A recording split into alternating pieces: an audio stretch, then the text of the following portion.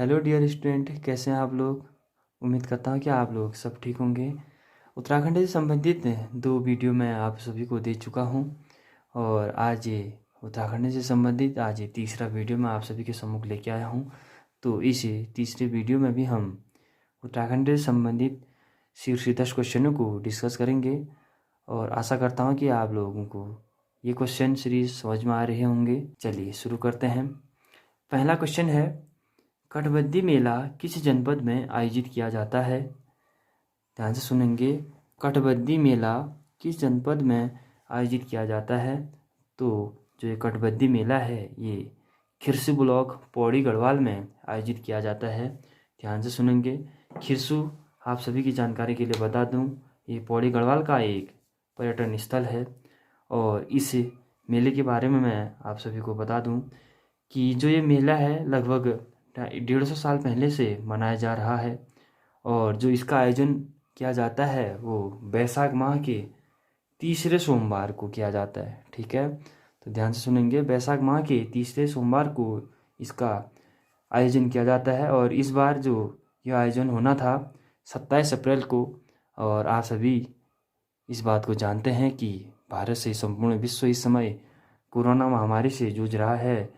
इसी कारण यह कटबद्दी मेला इस बार आयोजित नहीं किया गया और इस मेले में जो मुख्य आकर्षण का केंद्र है वो है बद्दी। ध्यान से सुनेंगे, बद्दी जो इस मेले में मुख्य आकर्षण का केंद्र है। जो यह बद्दी बनाया जाता है यह पुरांस की लकड़ी का बनाया जाता है और मनुष्य के आकार का यह बनाया जाता है। और इस मेले की एक कहावत के रूप में छोटी सी कहानी आपको बताता हूँ। पहले कहा जाता था कि जो बद्दी जाति के लोग होते हैं वो नर बलि देते थे। ठीक है, नर बलि इसलिए दी जाती थी क्योंकि उनका कहना था या मानना था कि जो उनकी वन देवी है वह इनकी रक्षा करती है नर बलि देने से और प्राकृतिक आपदा से इन्हें मुक्त कराती है। इसीलिए हर साल गांव का कोई ना कोई एक बूढ़ा व्यक्ति यहाँ पर नर बलि के लिए लाया जाता था और कहा जाता था कि उस बूढ़े व्यक्ति को एक पहाड़ की चोटी पर ले जाया जाता था और वहाँ से लगभग 400 मीटर लंबी रस्सी नीचे गांव में बांधी जाती थी और वहाँ से उसे फिसलाया जाता था उस बूढ़े व्यक्ति को। अगर वह बूढ़ा व्यक्ति फिसलते हुए नीचे गांव में अगर पहुँच जाता था या तो मृत्यु होके पहुँचता था या जिंदा रहता था तो उसे थोड़ी देर में बलि के रूप में मारा जाता था और उसकी मृत्यु हो जाती थी। बाद में विरोध होने पर इस मेले को बंद किया गया। अब यह वर्तमान में जो लकड़ी की बुरांस की लकड़ी की जो प्रतिमा स्वरूप बनाई जाती है मनुष्य आकार में, उसकी बलि दी जाती है। ठीक है, तो याद रखेंगे कटबद्दी मेला किस जनपद में आयोजित किया जाता है। तो यह पौड़ी गढ़वाल में आयोजित किया जाता है। ठीक है, खिरसू भी पूछ सकता है, खिरसू ब्लॉक में यह मेला आयोजित किया जाता है। ठीक है, अब दूसरा क्वेश्चन है हमारे पास। दूसरा क्वेश्चन है, कुमाऊं गढ़वाल में प्रचलित ऐगास क्या है। ठीक है, जो कुमाऊं गढ़वाल में जो प्रचलित ऐगास है वह है पशु उत्सव। ठीक है, यह पशु उत्सव एकादशी को मनाया जाता है। एक चीज़ मैं और आपको बता दूं, जो उत्तराखंड में कुमाऊं क्षेत्र में जो मनाया जाता है खतड़वा। ठीक है, आप सभी ने सुना होगा, खतड़वा एक पशुओं का त्यौहार होता है, उसे मनाया जाता है और हर साल के 17 सितंबर को लगभग यह खतड़वा त्यौहार मनाया जाता है और केवल किस क्षेत्र में मनाया जाता है, कुमाऊं क्षेत्र में मनाया जाता है। ठीक है, अगला क्वेश्चन और तीसरा क्वेश्चन है हमारा, कुमाऊं परिषद के किस अधिवेशन में कुमाऊं परिषद के किस अधिवेशन में असहयोग प्रस्ताव लाया गया। ठीक है, तो ध्यान देंगे, कुमाऊं परिषद का वो कौन सा अधिवेशन था जिसमें असहयोग प्रस्ताव लाया गया था। तो यह था चौथा अधिवेशन। ठीक है, चौथा अधिवेशन और कहाँ पर हुआ था, काशीपुर में। ठीक है, और काशीपुर में कब, 1920 में यह चौथा अधिवेशन काशीपुर में हुआ था। तो याद रखेंगे, कुमाऊं परिषद के आप सभी को मैंने क्लास में भी बताया था कि कुमाऊं परिषद के कुल कितने अधिवेशन हुए थे, 6 अधिवेशन हुए थे। ठीक है, तो 6 अधिवेशन हुए थे और कुमाऊं परिषद की स्थापना हुई थी 1916 में। तो पहला जो अधिवेशन हुआ था 1917 में और जो पहला अधिवेशन 1917 में हुआ था वो हुआ था अल्मोड़ा में और किसकी अध्यक्षता में हुआ था, जयदत्त जोशी।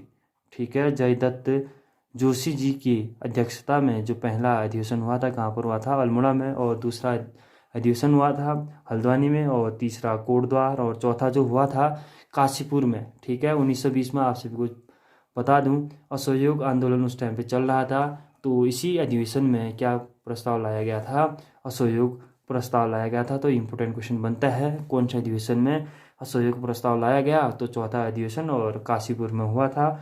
और इसकी अध्यक्षता किसने करी थी, हरगोविंद पंत ने। ठीक है, याद रखेंगे काशीपुर अधिवेशन की अध्यक्षता किसने करी थी, हरगोविंद पंत। और उसके बाद जो पांचवा अधिवेशन हुआ था 1923 में हुआ था कहाँ पर, टनकपुर में, और टनकपुर में इसकी अध्यक्षता किसने करी थी, बद्रीदत्त पांडे। और अंतिम जो अधिवेशन हुआ था 1926 में, और 1926 में यह अधिवेशन हुआ था गनियातोली, और जो रानीखेत में पड़ता है, और उसकी अध्यक्षता किसने करी थी, मुकुंदी लाल ने। ठीक है, तो याद रखेंगे मुकुंदी लाल ने उसकी अध्यक्षता करी थी। और आप सभी को पता होगा कि 1926 में कुमाऊं परिषद का क्या कर दिया था, कांग्रेस में विलय कर दिया गया था। ठीक है, तो याद रखेंगे कुमाऊं परिषद के किस अधिवेशन में असहयोग प्रस्ताव लाया गया था, तो कौन सा अधिवेशन था, चौथा अधिवेशन, और काशीपुर में हुआ। ठीक है, अगला क्वेश्चन और चौथा क्वेश्चन है, जिम कॉर्बेट पार्क में बाघ संरक्षण हेतु STPF का गठन कब किया गया। जिम कॉर्बेट जो नेशनल पार्क है इसमें STPF का गठन कब किया गया था, बाघ संरक्षण के लिए। और जो ये STPF का सबसे पहले फुल फॉर्म देख लेते हैं, स्पेशल टाइगर प्रोटेक्शन फोर्स। ठीक है, स्पेशल टाइगर प्रोटेक्शन फोर्स का जो गठन किया गया था वो कब किया गया था, 2013 में। ठीक है, आप सभी को बता दूं जिम कॉर्बेट भारत का ही नहीं अपितु एशिया का पहला राष्ट्रीय उद्यान है, जिसकी स्थापना कब हुई थी, 1936 में इसकी स्थापना हुई थी। और यह आप सभी को बता दूं 520.82 किलोमीटर स्क्वायर में फैला हुआ है, और यह 2 जिलों में फैला हुआ है, और दो जिले हैं पौड़ी गढ़वाल और नैनीताल में यह फैला हुआ है। और एक क्वेश्चन और इम्पोर्टेंट बनता है कि जो भारत का पहला बाघ संरक्षित घोषित किया गया था। ठीक है, भारत का पहला बाघ संरक्षित इस पार्क को घोषित किया गया था कब, 1 नवंबर 1973 को। ठीक है, तो भारत का पहला बाघ संरक्षित क्षेत्र किसको घोषित किया गया था, जिम कॉर्बेट राष्ट्रीय उद्यान को कब, 1 नवंबर 1973 को। ठीक है, अगला क्वेश्चन है और पांचवा क्वेश्चन है, महेंद्र चंद व गोरखाओं के मध्य युद्ध किस स्थान पर हुआ था। ठीक है, महेंद्र चंद व गोरखाओं के मध्य युद्ध किस स्थान पर हुआ था, तो यह युद्ध हुआ था कहाँ पर, हवालबाग। ठीक है, हवालबाग जो वर्तमान में कहाँ पड़ता है, अल्मोड़ा में पड़ता है। यहाँ पर गोरखाओं और महेंद्र चंद के बीच युद्ध हुआ था।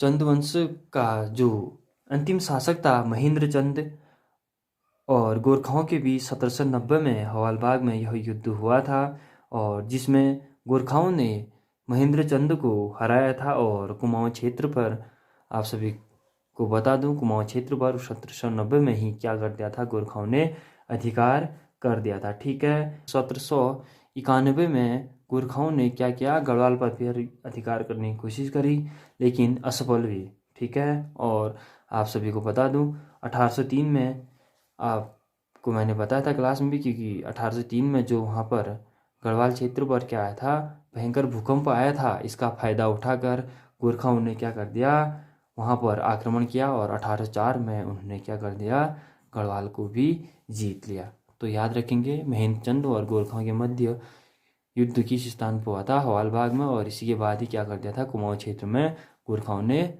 अधिकार कर लिया था।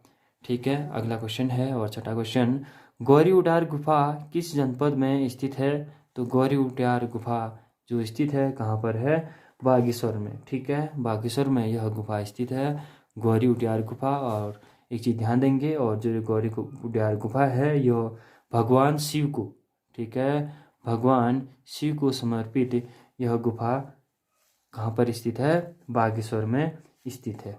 ठीक है, अगला क्वेश्चन है और सातवां क्वेश्चन, गोरखा शासनकाल में पर्वतीय चरवाहों के लिए लिया जाने वाला कर कौन सा था। ठीक है, गोरखा शासनकाल में जो पर्वतीय क्षेत्र में चरवाहों से लिया जाता था वो कर था कौन सा? दोनिया। ठीक है, दोनिया नामक एक कर था जो किससे लिया जाता था?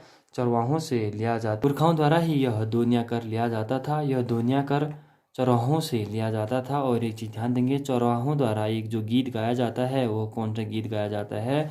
चूरा गीत गाया जाता है। ठीक है, तो याद रखेंगे चूरा गीत किसके द्वारा गाया जाता है? तो किसके द्वारा गाया जाता है? चरवाहों के द्वारा यह गीत गाया जाता है। एक चीज़ और ध्यान देना, मोछंग नामक एक पशुचारकों द्वारा यह वाद्य यंत्र बजाया जाता है। और यह वाद्य यंत्र जो बना होता है लोहे का बना होता है। तो याद रखेंगे पशुचारकों द्वारा कौन सा वाद्य यंत्र बजाया जाता है? तो मोछंग बजाया जाता है। और यह किसका बना होता है? लोहे का बना होता है। ठीक है, अगला क्वेश्चन और 8वां क्वेश्चन है, गुमानी पंथ का वास्तविक नाम क्या था?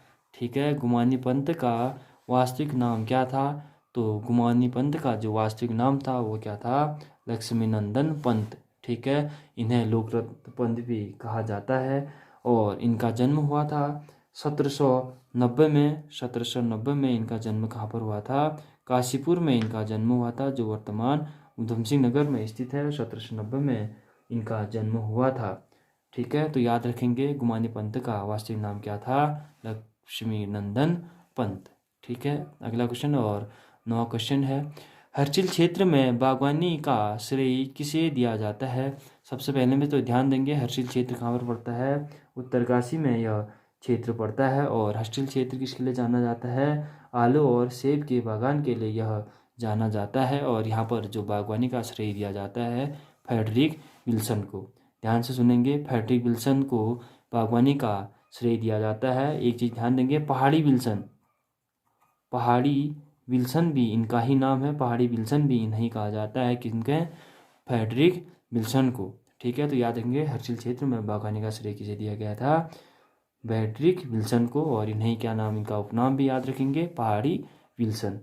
ठीक है, अगला क्वेश्चन और आज का अंतिम और 10वां क्वेश्चन है, नाथपंथ का प्रसिद्ध घेरनाथ मंदिर कहाँ पर स्थित है? ठीक है, तो याद रखेंगे नाथपंथ का प्रसिद्ध घेरनाथ जो मंदिर है वो कहाँ पर है? मीठा रीठा साहिब। कहाँ? चंपावत में। ठीक है, आप सभी को बता दूं जो मीठा रीठा साहिब है वो सिखों का पवित्र स्थल है। ठीक है, सिखों का पवित्र स्थल है। और यह लोहाघाट से कुछ दूरी पर पड़ता है, मीठा रीठा। और मीठा रीठा इसका नाम क्यों पड़ा ये भी मैं आपको बता दूं। गुरु नानक देव जी जब अपने शिष्यों के साथ, जो उनके शिष्य थे बाला एवं मर्दाना, ठीक है, याद रखिए बाला और मर्दाना इनके 2 शिष्य थे, इनके साथ जब ये यहाँ की यात्रा पर आए थे तो कहा जाता है कि जब इन शिष्यों को भूख लगी तो इन्होंने कहा कि आप इन जो रीठे हैं इनको खाइए, क्योंकि आप सभी को बता दूं जो रीठे का स्वाद होता है वो कैसेला होता है। जैसे ही इन्होंने इन रीठे को खाया तो रीठे हो गए मीठे। ठीक है, रीठे क्या हो गए? मीठे। तो इसीलिए कहा जाता है यहाँ पर मीठा रीठा हुआ, इसीलिए इसका नाम ही मीठा रीठा रख दिया। ठीक है, तो याद रखेंगे। एक चीज़ और ध्यान देंगे, यहाँ पर जो गुरुद्वारा बनाया गया है मीठा रीठा साहिब में 1960 में यहाँ पर क्या किया गया? एक गुरुद्वारे का निर्माण भी किया गया।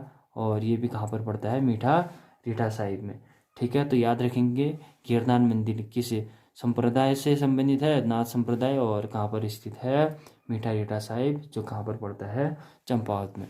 ठीक है, ये थे आज के 10 क्वेश्चन।